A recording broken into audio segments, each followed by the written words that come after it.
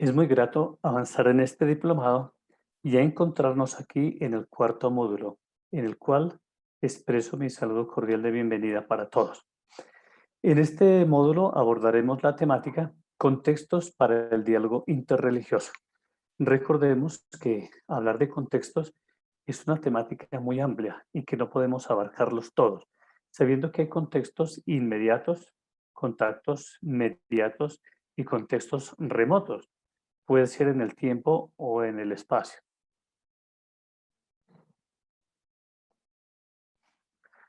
Este contexto nuestro, el contexto regional, se circunscribe en nuestro territorio americano y latinoamericano. Y en este entorno nos encontramos en un ámbito de cristiandad. Los avances temáticos nos permiten conocer, reflexionar y tomar opciones que puedan ir encaminadas hacia el compromiso por la paz, el respeto por la diversidad, la justicia, la búsqueda de la verdad. Esto lo expresamos desde la Universidad Santo Tomás, cuyo lema es Facientes Veritatem, constructores, hacedores, buscadores de la verdad. Y también que esto nos pueda llevar a una coherencia, a una armonía entre fe y vida, a una proyección social de las convicciones religiosas que no se queden solamente en el ámbito académico o en el ámbito de la piedad.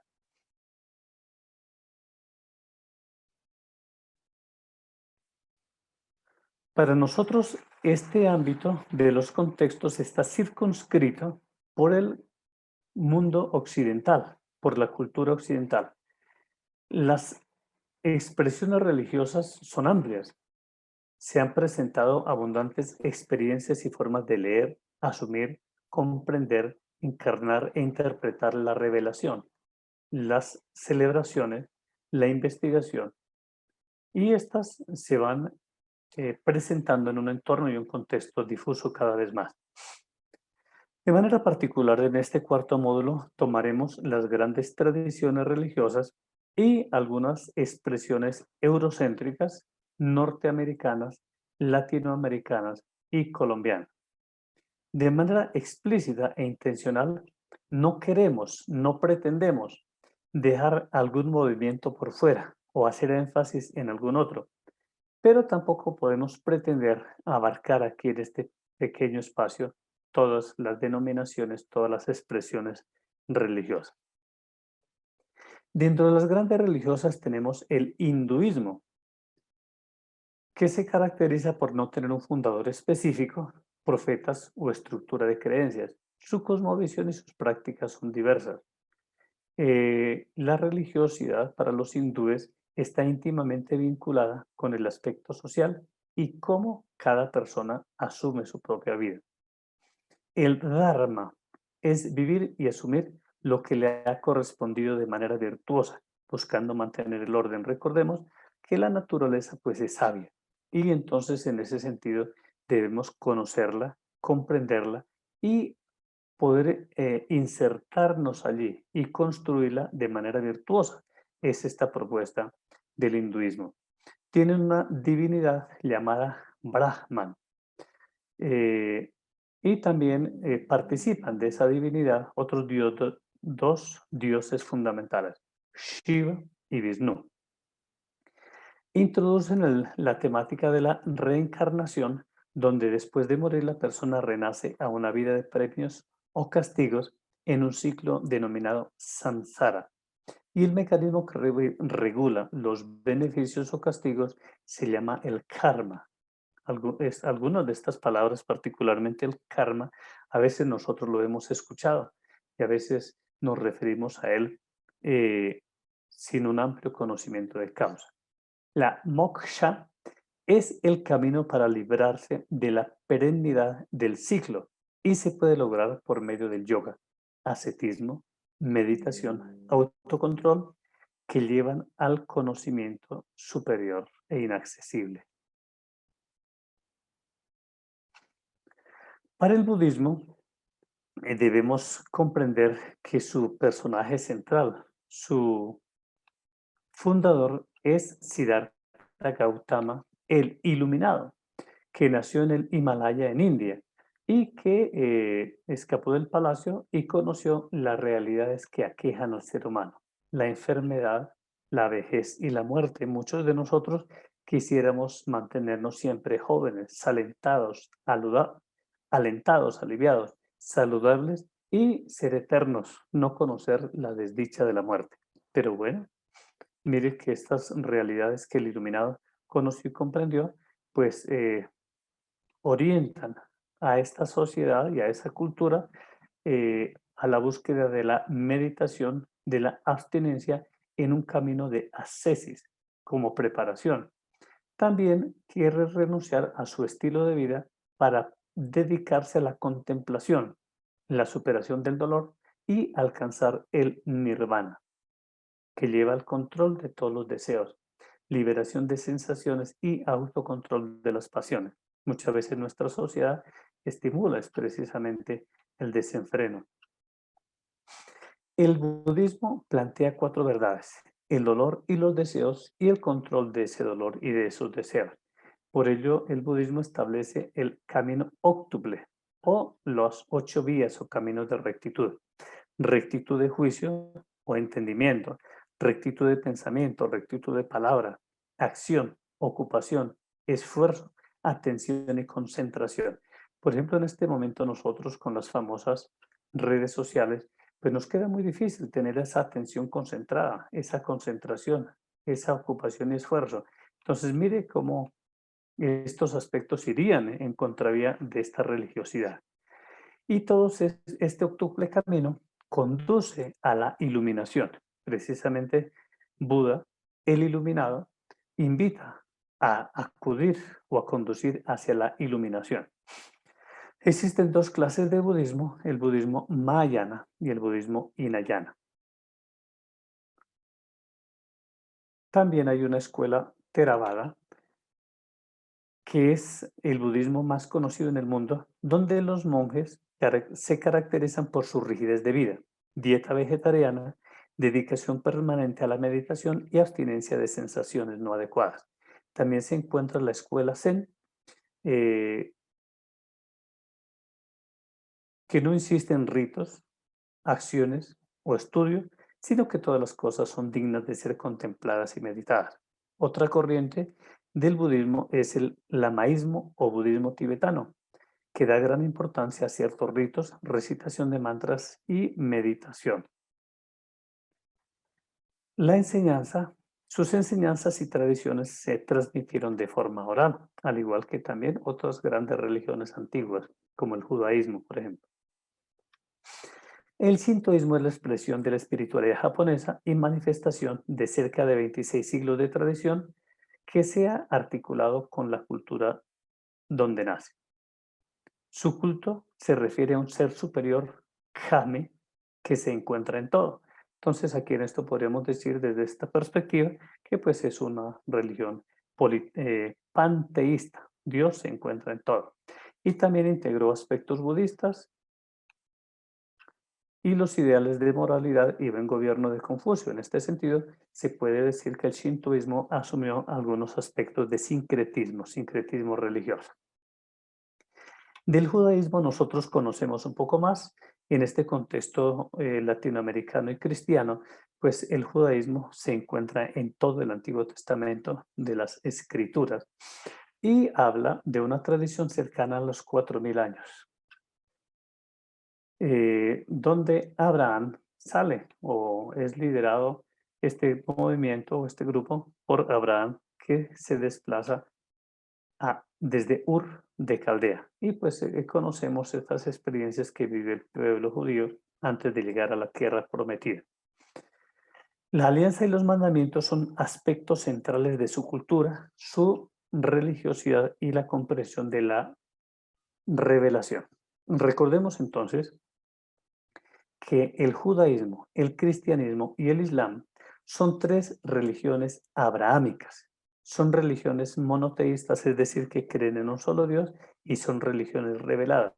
Aquí entonces, en el judaísmo, es Dios, es la divinidad quien se acerca a su pueblo y ellos tienen una experiencia de él. Dios se revela, se autocomunica, se manifiesta. tienen diversas celebraciones que les invitamos a conocer y a profundizar en ellas.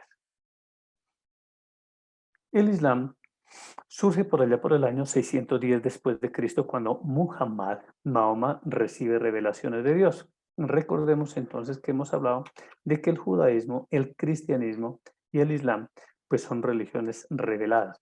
Y es Dios quien se revela en este caso a Mahoma, quien consigna la revelación en el libro sagrado del Corán, donde plantea los elementos centrales de la voluntad de Dios. Y Mahoma expresa que esa voluntad de Dios no ha sido bien recibida, sino que ha sido tergiversada antes de él. Pues aquí en esto se presentan algunos aspectos centrales de esta religiosidad y de esta fe eh, que podemos también seguir conociendo. Consideran los maometanos o musulmanes o islamistas que el Corán es la síntesis de todos los mensajes anteriores y que el Corán, el Sagrado Corán, se ha conservado en su forma original.